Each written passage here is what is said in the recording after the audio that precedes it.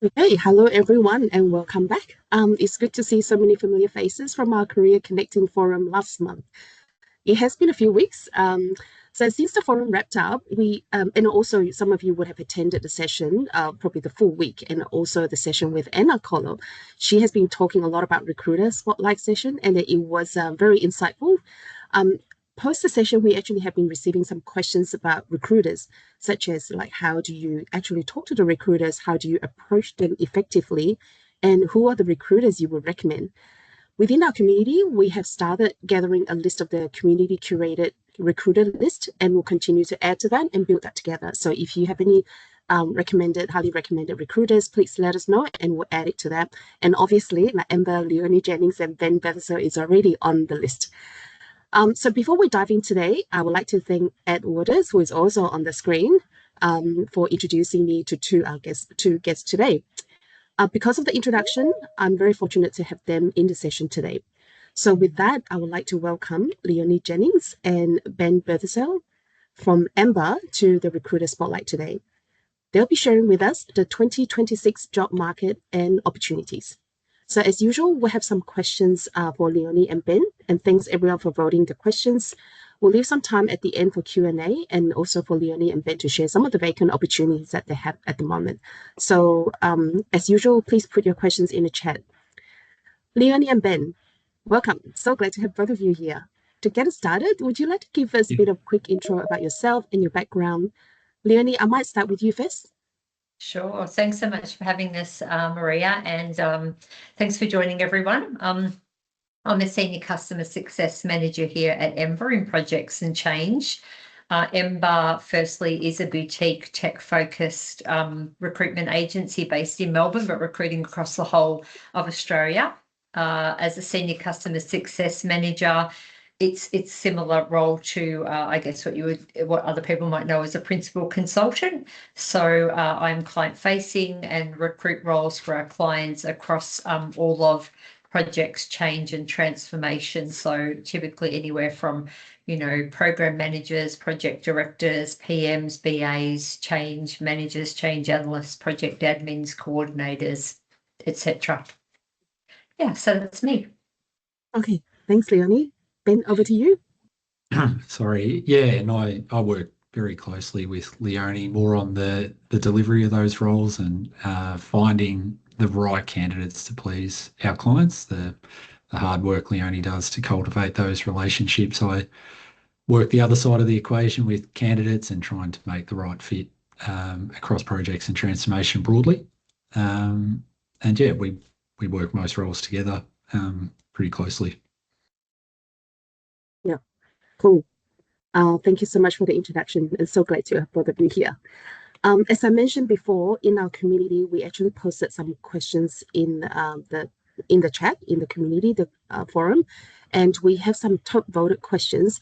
And one of the questions that get top voted was hidden job market. So probably this is in relation to one of the topic that we talk about when Anna mentioned that 80 to 90% of the role don't get advertised on LinkedIn or on Seek. So it was quite a high number. So the people are curious to know, like for those jobs that are not advertised, how do you, apart from optimizing your LinkedIn and get search on LinkedIn, what are the other strategy that people should get shortlisted? Yeah, and then how should they approach job hunting differently? Sure, it's a great question because a lot of a large proportion of our roles are never formally advertised. I guess at the moment we are in a candidate-heavy market, which is why we don't always advertise our roles because there is a lot of applicants that would potentially apply, and then we are obliged to reply to all of those applicants. So if you're applying through Seek or LinkedIn, you could be competing with hundreds of applicants. The reality, I guess, is that a lot of those applications aren't particularly targeted, so people can get ruled out quite quickly. And so the candidates who stand out, I would say, in this hidden job market are the ones who are more deliberate. That means, if you are going to apply for roles, firstly, that you can clearly demonstrate your relevant experience and tailor your CV to reflect the language that's used and also the requirements in the job ad. But beyond that, I think really accessing the hidden market comes down to your relationships. That is building connections with recruiters such as myself and Ben and others, and understanding your skill set and keeping in touch with them can make a big difference. So obviously if we're not hiring the roles, it's because we already have connections with people in a network.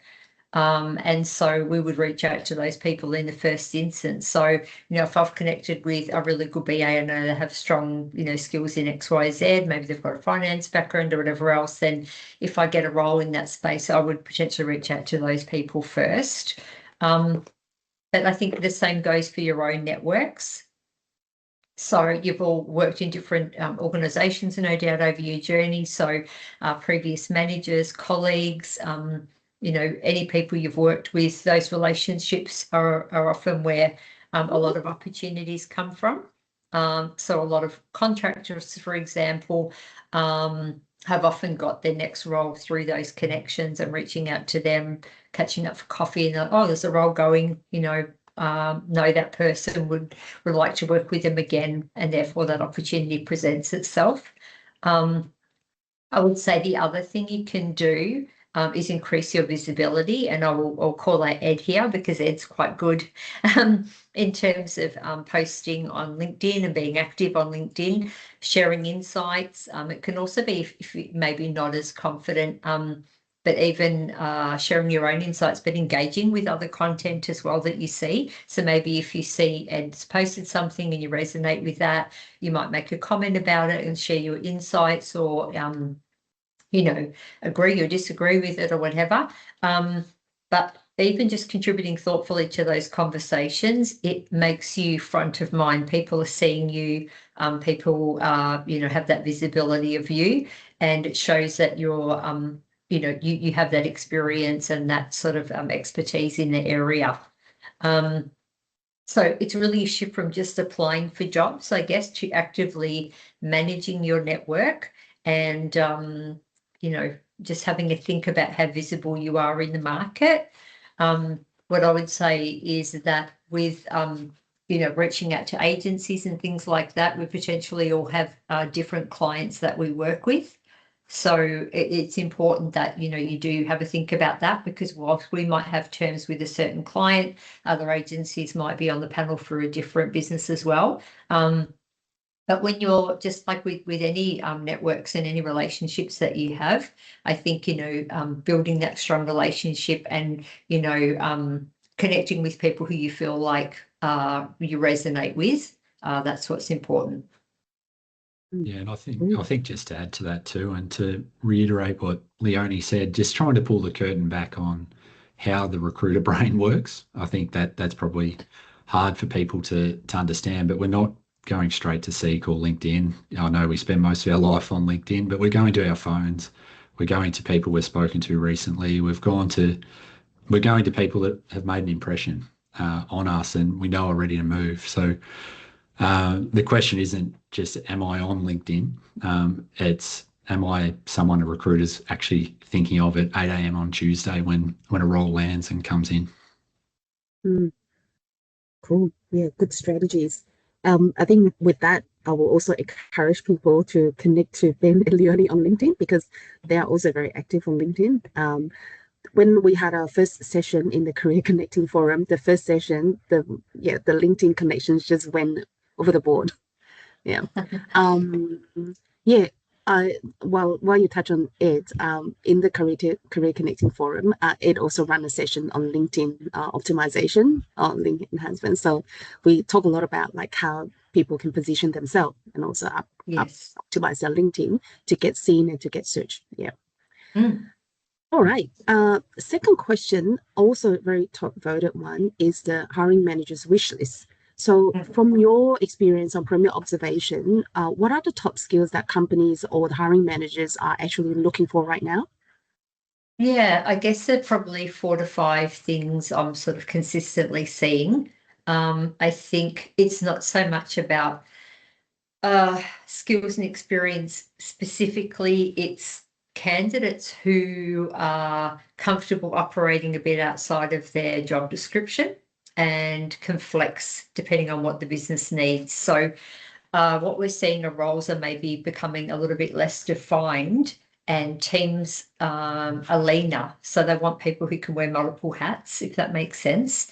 So because a lot of companies are typically looking to cut costs and improve efficiencies, things like that, which is where the AI comes in as well.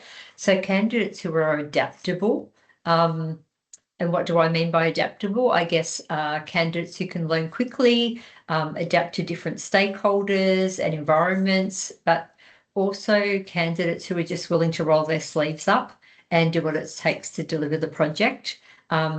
So, as a BA, for example, you might have to do some process work, or your role might involve a bit of change. But it's certainly not, well, this isn't in my job description. Yeah, I think the other thing is problem solvers is another one that's on the hiring manager's wish list. So busy hiring managers look for people who not only identify problems, but can come up with ideas to resolve them. So it's just like going to the manager and say, we've got this issue.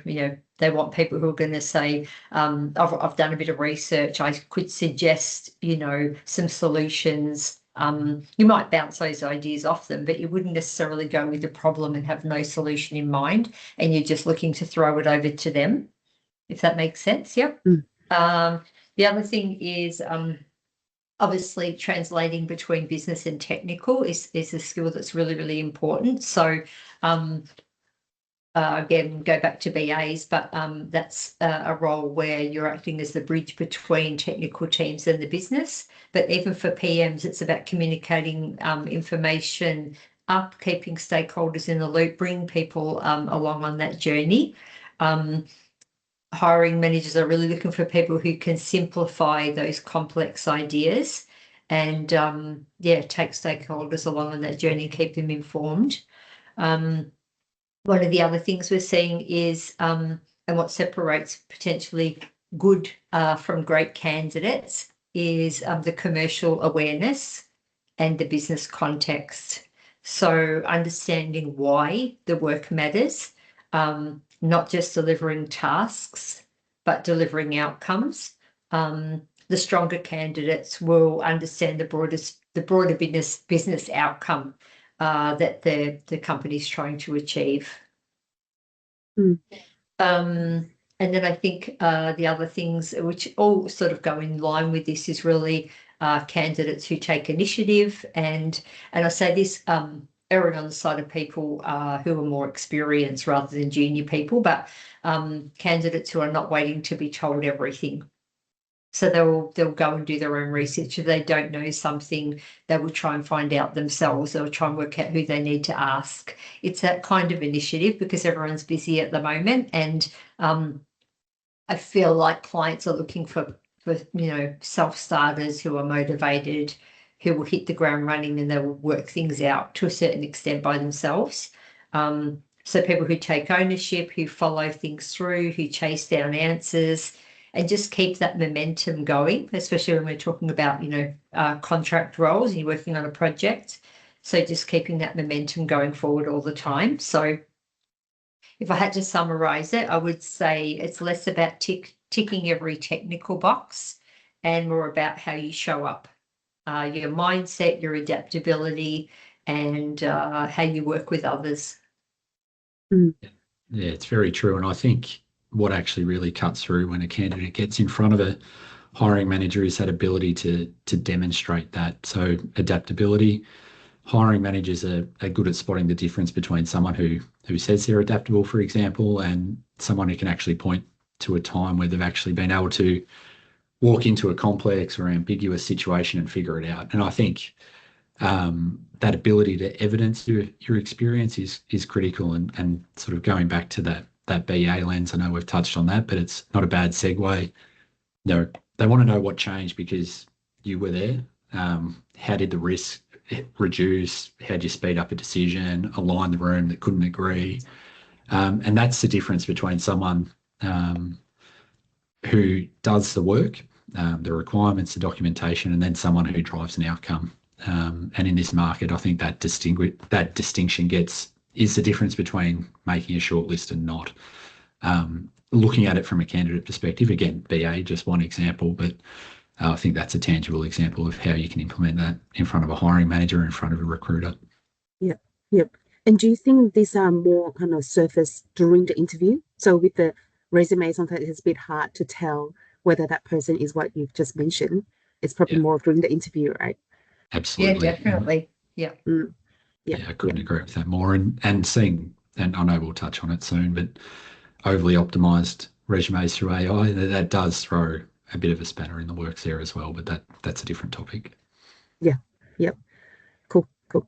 All right, then we kind of shifted. Now we talk about the skills and the trades. What about if we shifted to the market at the moment at 2026?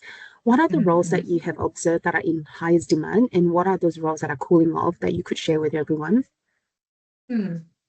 I think there's still a lot of work around data.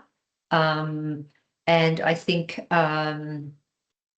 with there's a bit of work in security around data as well. And then the other thing I would say, obviously, with AI, I mean, the traditional BA roles are still there. But I think the AI side is just more having that bit of an understanding. I think we've got a separate question on that coming up anyway, so I won't go too much into that. But I think the traditional PM, BA roles are all still there, but there's also a focus about on heavily on data at the moment as well, because a lot of organisations are using the underlying data, obviously, to make decisions about, you know, the business and things like that. Yeah, what else would you add on that, Ben? Yeah, I think the roles that are cooling off are more the narrowly defined ones. So again, someone whose skill set only works in one type of environment or industry. I think the roles that we're filling consistently are the ones that sit across business and technology or involve some element of change. So I think specialisation still matters to a point, but not at the expense of range. And a good example, and I see Ed post about this a little bit, about the transitioning of the business analysis role at the moment. It's a real classic, that the business analysis skill set's going nowhere, but the role of a business analyst is perhaps becoming a more hybrid role. Is it a product owner that takes on more of that business analysis responsibility, or are they taking on more change, or they're moving away from just that requirements documentation and gathering. They're becoming broader, as one example. So I think, yeah, the specialisation still matters, but not at the expense of the range at their moment and the ability to deal with ambiguous or complex environments. Mm, mm, Yeah, so I think it circles back into that adaptability again, and wearing multiple hats to a certain extent, because I feel like clients are wanting people to do a lot more perhaps than what they typically would. And so it's being able to demonstrate that ability to, like, if I don't know the answer, I'll find out, or, you know, oh yes, I can manage, a bit of that change side, or I could do some process. It mightn't be, the core skill of the role, but it's a smaller part of it that they want you to do. So, yeah, I think that's really important as well. Yeah, and I spoke to a candidate today who happens to be a hiring manager, and they've stepped off a project where it was critical, just given the number of senior stakeholders, to have a change manager, for example, but then wraps up that project, and the next project they've got, it's less complex, so they've got a BA that can wear that hat and drive some of that change, given the complexities from a stakeholder perspective is not as intense. So seeing some of these roles morph a little bit, I think we're going to see more and more. mm. Yeah. And I know that you have also helped to play some of those journey expert role in ANZ. Back then, when we went through the new ways of working transformation, the intent of that journey expert is to be able to flex between BA, change, SMEs, and then process. Yeah. So that was the intent. Cool. All right. That great to know. So for the next question, we'd like to switch to like the job type. So we talk about like contract role, perm role, fixed term Yeah. contract role.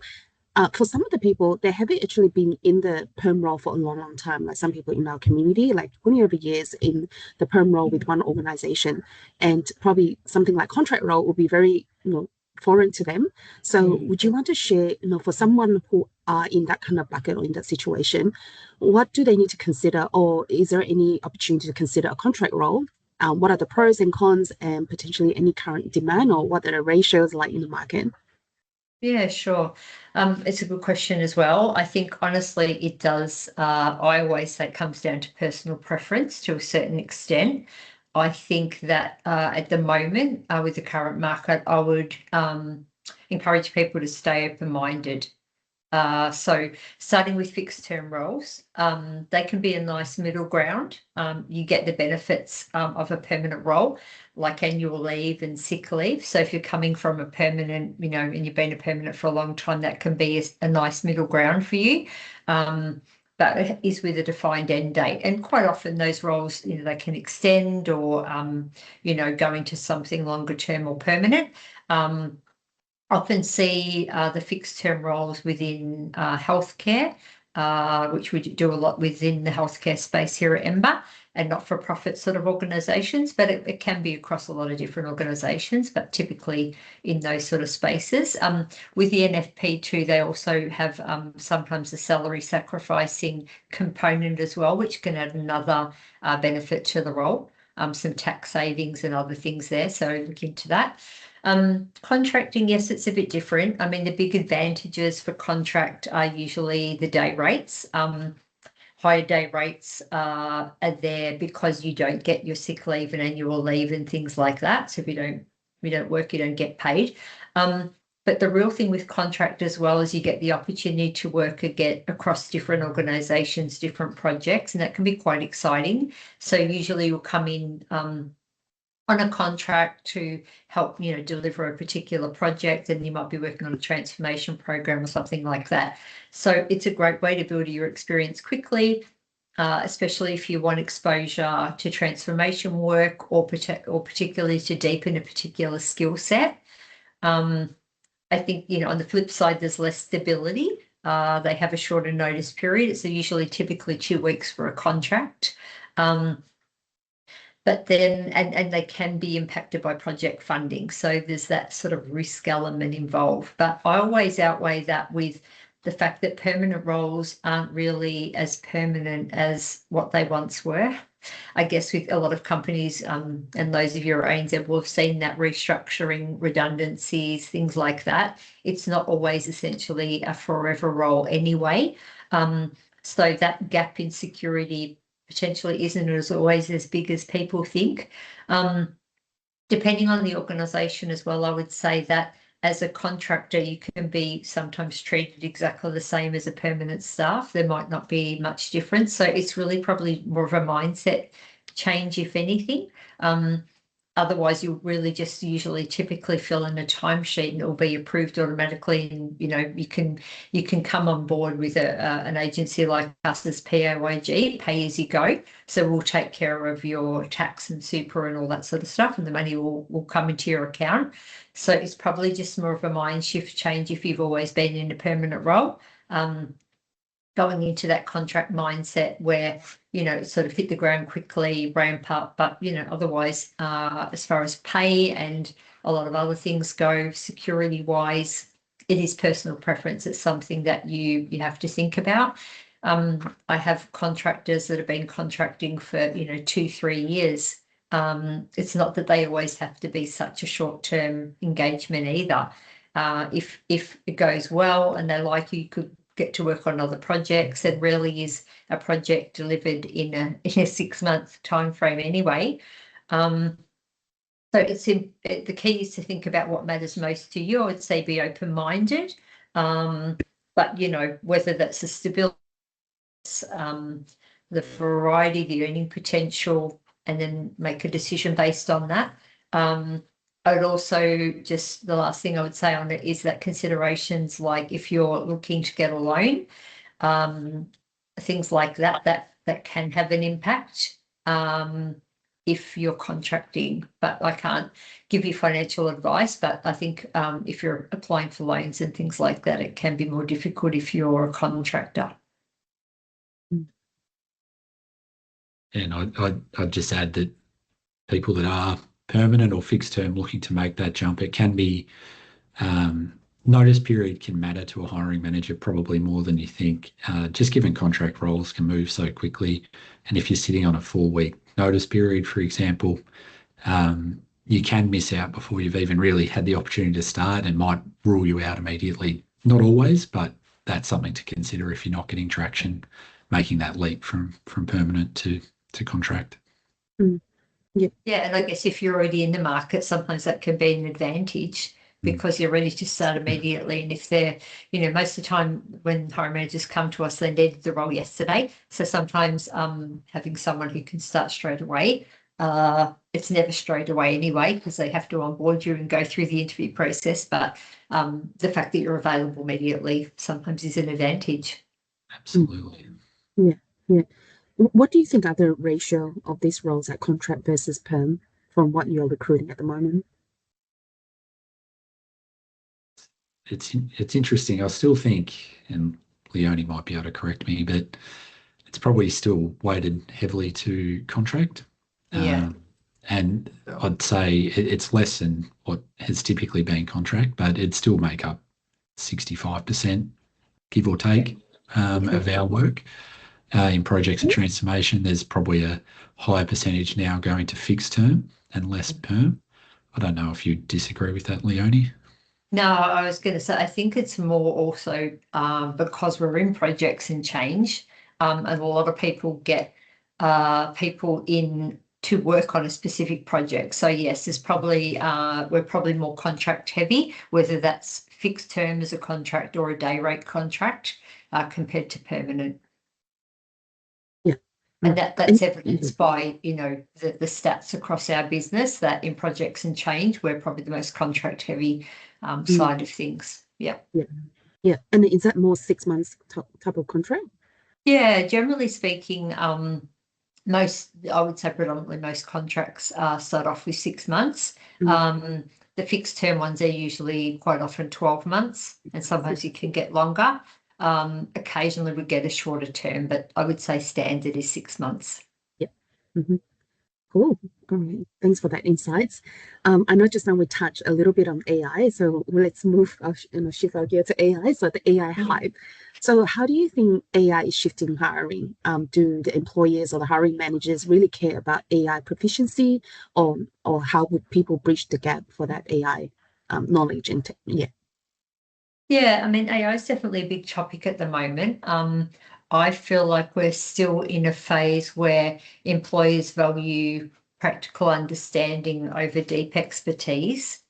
I mean, we've had a couple of roles which were very AI specific, but in general, if you're looking at projects and change roles, PMs, BAs, they aren't expecting people to be AI specialists. What they do want to see is some level of familiarity.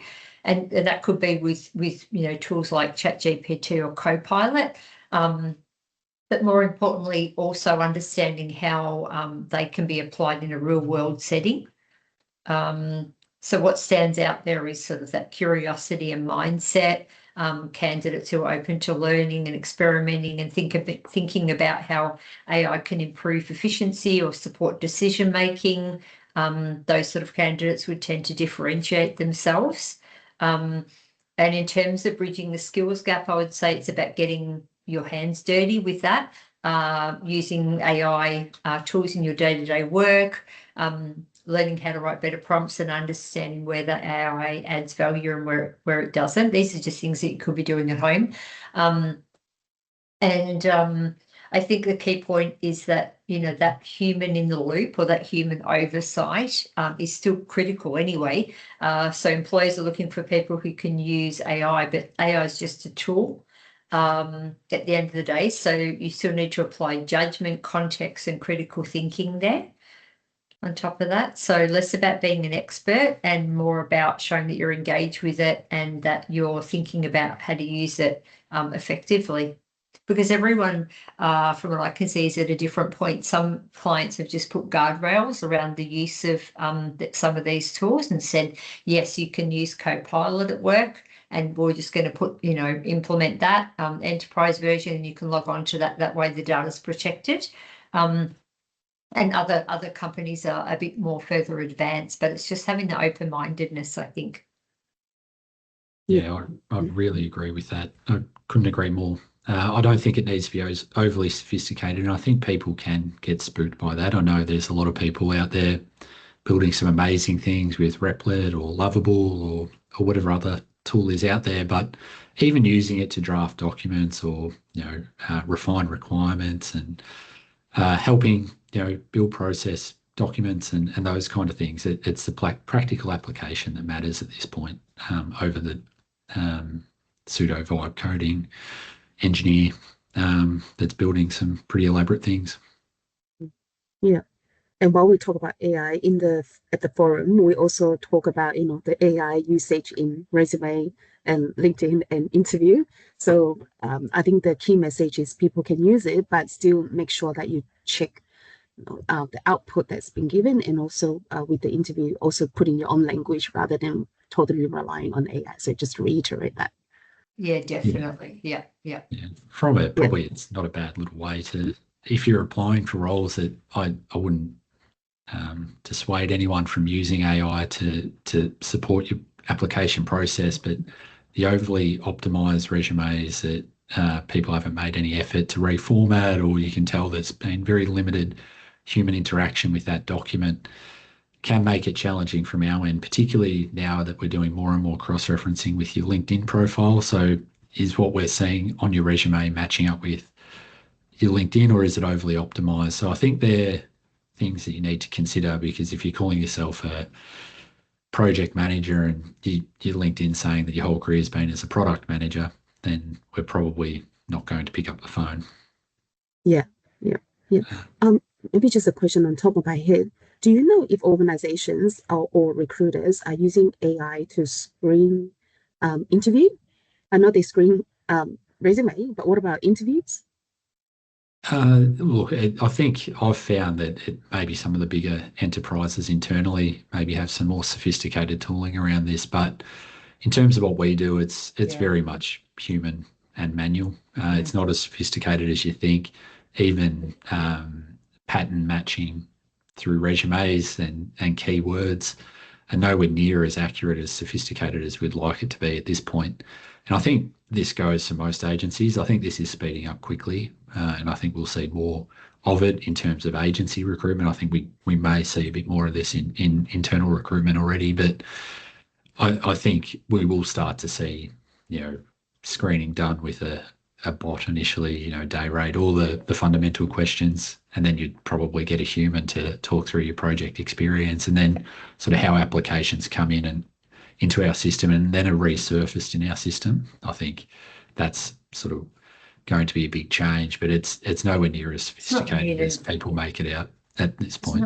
Yeah, I agree with Ben. I think there's more hype around it. I see a lot of stuff on LinkedIn talking about, how all agencies are using AI to screen the CVs. I don't know how other organisations work, but I've worked at a number over my time, and I've not seen that too much at this point in time. Certainly, I have a note taker when I interview candidates, if I'm interviewing them virtually or over Teams or whatever. That's simply just to capture more of the information as well, so it can help represent them to the client. But I think it definitely is probably going to be heading that way, but at the moment I don't think so. Yeah. Oh, thank you. The next question is a bit long, so I'll read out the questions. So what are your insights on entering remote or / digital work or freelancing? How to begin or utilize internet plus AI or other unlisted resources in targeting and landing roles? What kind of roles are usually in the digital market? So expanding beyond roles like virtual assistants, etc. I don't know whether you have any insights on that. Yeah, I feel that putting people off. I think with remote work and freelancing, it's important to go in with a clear understanding of what it really involves. I think that there's definitely opportunity there, but there's also more responsibility on the person to manage your own time, to find the work, essentially to be marketing yourselves to secure those opportunities in the first place. So if you haven't already tapped into that network, it will be more and more important to do so, because you're also responsible for all of those things as well. If you're someone who enjoys that level of autonomy, is comfortable putting yourself out there, then it can work really well. If not, a hybrid role is often a more stable and accessible option, I think, especially in the current market. I feel that most organisations that we deal with are still expecting some level of in-office presence. I think, generally speaking, the standard would be sort of 2 to 3 days in the office and a couple of days working from home. So in terms of how to break into remote or freelance work, it really comes down to visibility and positioning, using platforms like LinkedIn, for example, to showcase your experience, being clear on the value you offer, and even building a small portfolio of work can go a long way. There's also some specific sort of websites where I've seen freelancers obtain work more from a development perspective. I forget what it was called, Upskiller or something like that. Have you heard of it, Ben? No, I haven't. I can come back to you on that, but I mean, AI can also be really helpful with that. So refining your CV or tailoring applications, or helping you think through how to position your skills for different types of roles. And in terms of the digital market, it's probably much broader, I think, with the freelance work than what people think. So business analysts, project professionals, product roles, data, UX, and digital transformation work. So the opportunities there, I think it's more about being proactive, and I think it comes with the onus of sort of building your own personal brand and being realistic about what employers are looking for right now. So that's where I say it's sort of really depending on what you want to do. You can go down the freelancing side, but you're going to have to be prepared to market yourself and get that visibility out there so you can attract the clients yourself. Ben, do you have anything to add? Other than if you are considering that the majority of our work, particularly in Melbourne right now, has some kind of office presence. So if you are looking for remote only, you are going to be, narrowing your market pretty significantly. So it may take additional time to find these roles. So yeah, just be aware of that. And if that's the direction you want to take, it may take a little longer. All right, with the next question, I know just now we mentioned about some of the roles that are in high demand. What about industries? What do you think are the industries that are essential or projected to be more valuable or have remarkable growth in the next X years, a number of years? And what are the corresponding skills that are needed in that space based on your studies or research or what you know of? Mm-hmm. Yeah, sure. I think if we look at the next 5 to 10 years, at this point, I think the care economy, and we do a lot of work in that space with, as I said, healthcare not-for-profit. So healthcare, aged care, disability services, there's work in there. They're continuing to grow, and they're largely driven by aging populations. So we're seeing that play out not only in Australia, but globally, and probably something that AI can't replace. Then secondly, I would say technical and digital transformation. So people are still looking to do those big transformations. So data, AI, cybersecurity, probably digital roles more broadly. Even outside of tech companies, every organisation is sort of becoming more digital. Some are, as much as you might think they're past that, but some are looking to move away from, more paper-based forms and things like that and digitise things. And And then a third area is probably green economy and sustainability as well. So more roles are emerging as organisations respond to climate and other regulatory pressures that they have. We also work a fair bit in the sort of critical infrastructure and utility sector as well. So seeing a bit of that come through. So they're probably the three big growth areas: care, tech and sustainability. In terms of the skills, as I said, what's really interesting, it's not just the technical skills that matter. Reports consistently show that skills like analytical thinking, problem solving, adaptability and communication are just as important, if not more so. So even, I guess what I'm trying to infer is, even if you haven't worked in those industries before, skills can be transferable. You just got to show that you've got that adaptability and, curiousness, things like that. Yeah, that's actually really good to hear, because there are some people who, let's say, have been in financial institution for 20 over years. They're like, oh, how do I transfer to a different industry? So in some of our workshops, we talk about some transferable skills that people should be changing or thinking about how they can translate from one industry to the other. Yeah.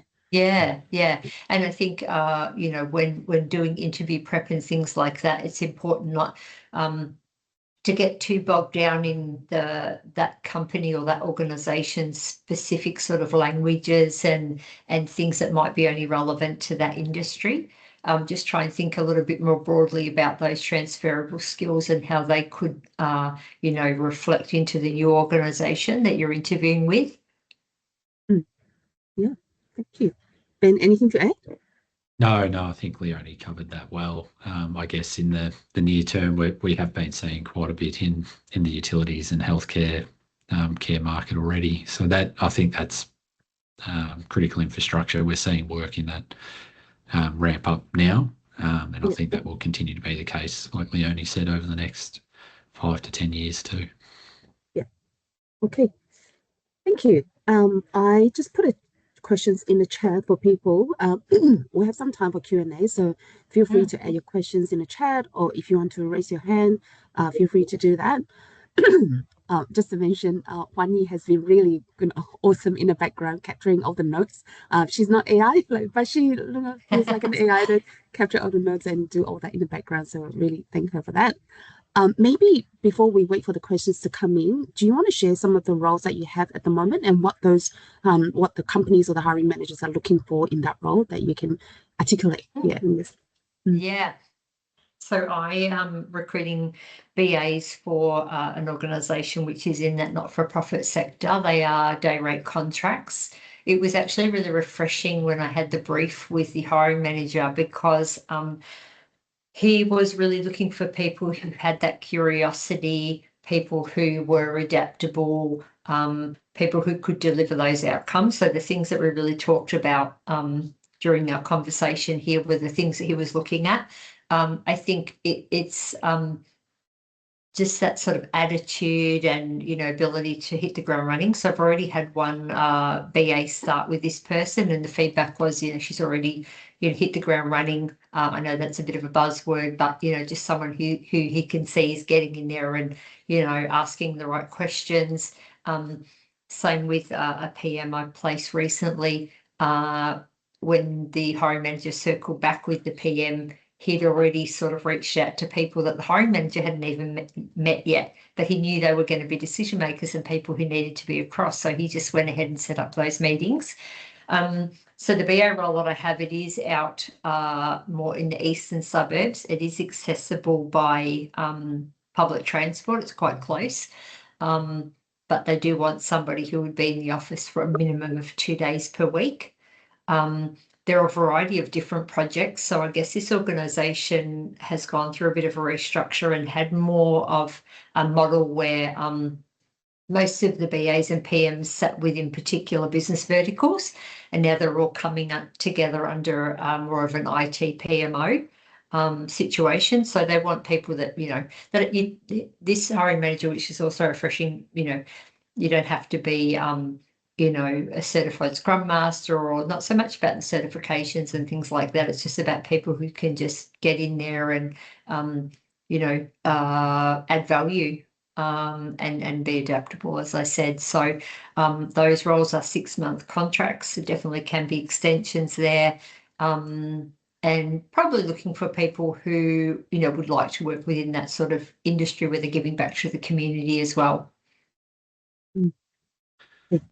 Yeah, and I think for me, there's probably two that stand out, probably for this audience in particular. That one we're working on with a mid-tier financial services company for a senior project manager, which will take end-to-end delivery responsibility for consumer data rights, CDR, regulatory program. I know this hit the big banks a number of years ago. It's starting to move through into non-banking financial lenders and utilities environments as well. But we're looking for someone that has hands-on end-to-end delivery regulatory change experience.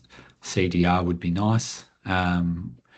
Not necessarily critical, but that experience, not just within the large enterprise finance environment, but experience within that mid-tier environment is pretty important too. But ultimately, it comes down to someone that can sit between, you know, business and technology, deal with vendors, drive fixed price engagements with vendors to achieve sort of their outcomes. And that's an initial 12-month contract, which is moving pretty quickly at the moment. And yeah, like I said, that regulatory and compliance experience, end-to-end delivery is critical, as well as you know, dealing with that executive level stakeholders. They're not as big as a big bank, so you'll be dealing with the C-suite, and it is a hands-on direct delivery role. So that's sort of what we're looking for that one. That could be appealing. In terms of day rate, we're at between 1,000 and 1,100 per day for 12 months. And the other one, again, sort of an interesting environment. I won't give away too much about the environment, but it's a technical product owner, which will lead an API-led transformation in a customer-facing product environment, very much focused on providing data to external sources, law firms, banks, and the like. So again, someone that's going to be operating in a hands-on capacity, working closely with engineering and architecture and external API consumers. So it's a really unique balance between technical and still getting out in front of the customer, and working closely with the business stakeholders as well. And that's an initial 6-month day rate contract. I cannot recall the rate off the top of my head, so I apologise. But yeah, that's sort of probably the main ones at the moment. Someone that's sort of led SOAP to REST transformations across APIs. They're probably the main ones I'd bring up. Yeah, thank you. And I'll assume that we can go to the Emmbr website for those roles if people are interested.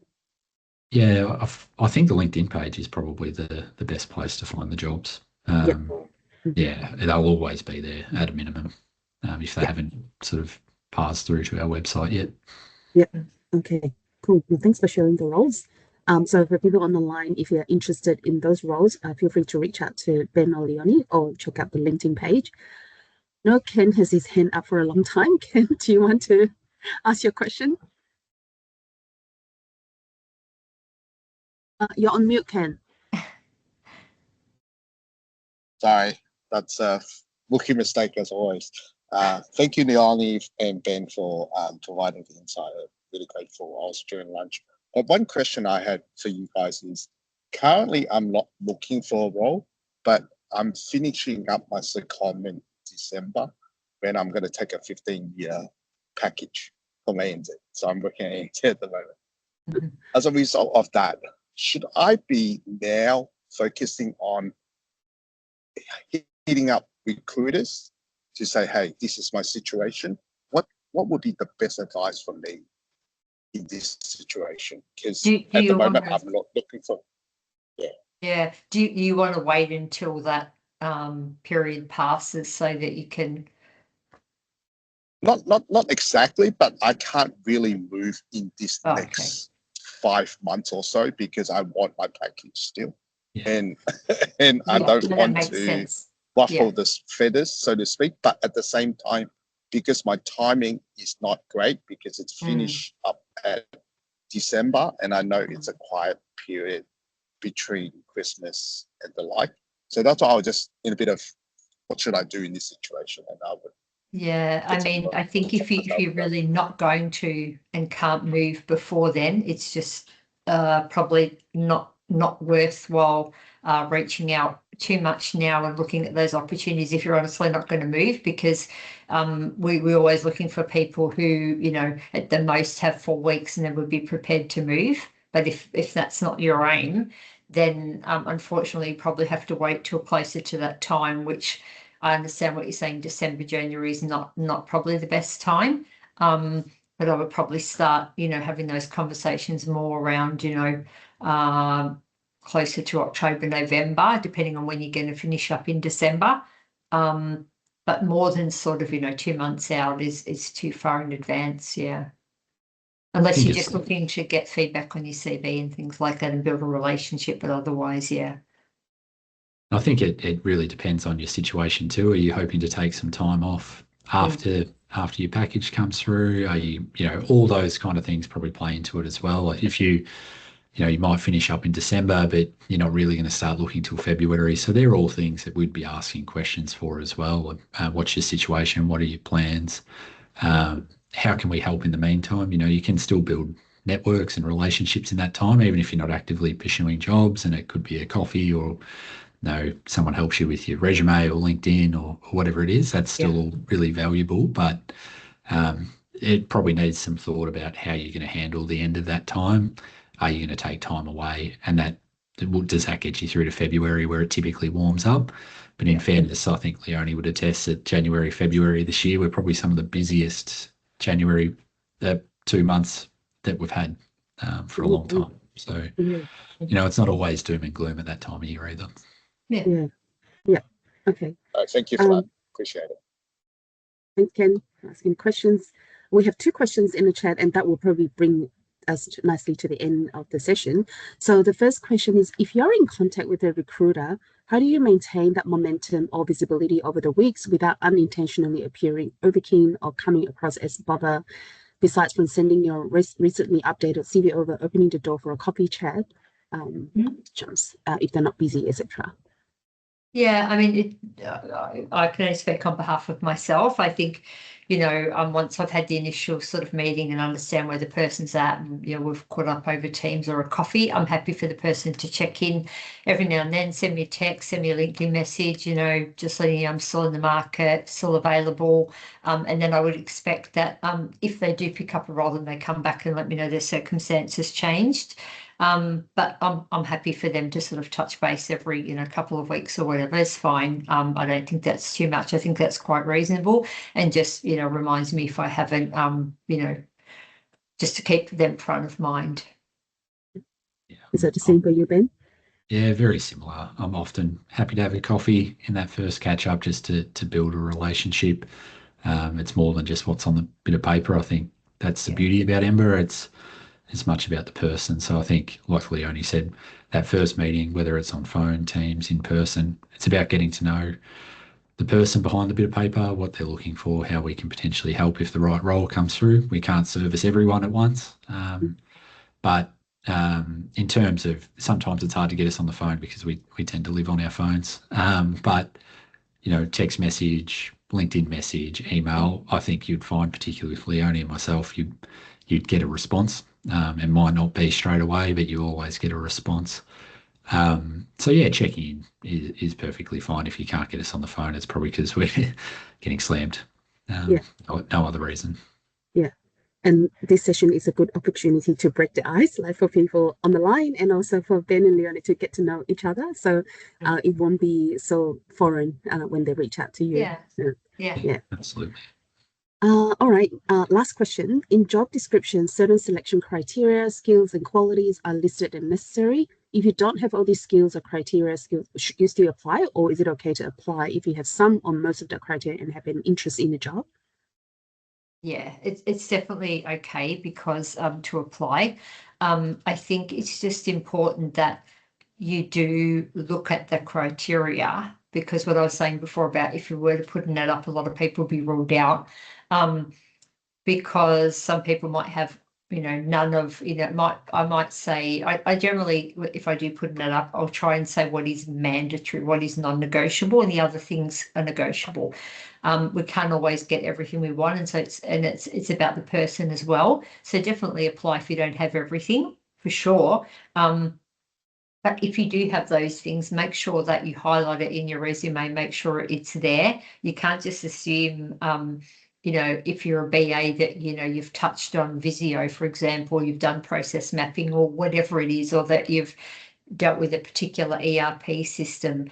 The clients usually, have a lens overlooking, the BA, the PM, the product role that they need, something a little bit specific. And so if you've got that experience, then definitely call that out. And as I say, I know that we talked about tailoring your resume a little bit, use that same sort of potential wording and stuff like that, because at the end of the day we want to see that yes, there's enough there for us to pick up the phone and call you in the first instance. So it's about making that connection.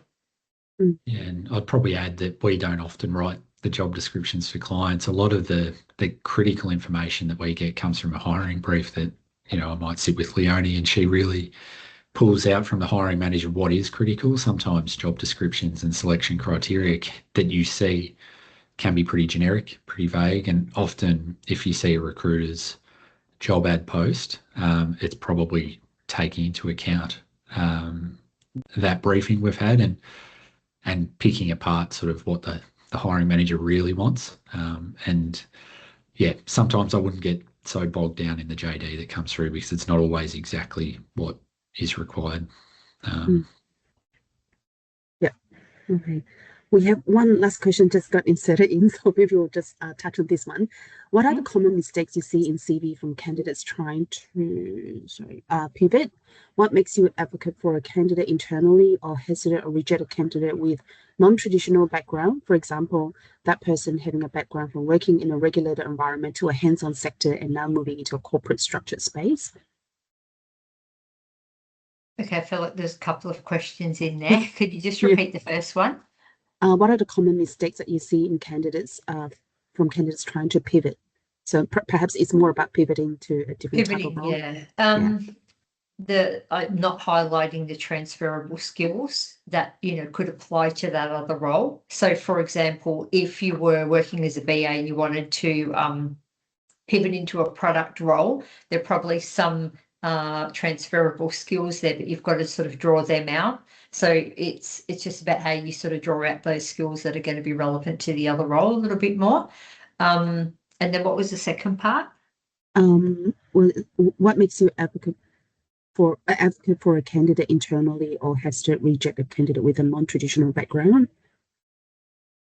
Yeah, I think it's probably more on that, coming back to their not personality, but to some of those things that we mentioned earlier, their ability to adapt. If they want to move into that, what sort of research have they already done to sort of identify any gaps that they might have in pivoting into that role? So they might say, yes, I've got 60%, but I know I need to scale up in this. What am I doing about that? Am I going to do some extra, coursework? Am I, playing around with AI? Like, how have you identified what your gaps are currently and how are you bridging the gap into that? And then in the CV, it's highlighting the transferable, the skills that they have into that role. Yeah. Okay. I know that we run out of time, but then the last question, I thought that is actually quite important to address that because I can see those spams coming through as well that I heard. So do recruitment companies farm resumes? It is really alarming that so many recruiters request resumes before having a conversation or allocate some time for a call with you. I think, I don't know from your perspective, but what we heard, some of the examples are some of the fake recruiters go out to ask people for resumes and then go through WhatsApp or Gmail for those. Yeah. So if you want to quickly share your perspective. This is a bugbear of mine, probably because I deal with recruiters, with candidates all day, and I hear this. And absolutely not from Emmbr. That won't happen. But I have heard situations, and we've run into situations where we've spoken to a candidate. They're a great candidate. We've gone to submit them to a client, but they've already received their CV. And they've never spoken to anyone. So it does happen. Resumes do get farmed out. They're very unethical. It's certainly not something that we would ever do as a business or as individuals. I think we probably both feel pretty strongly about this.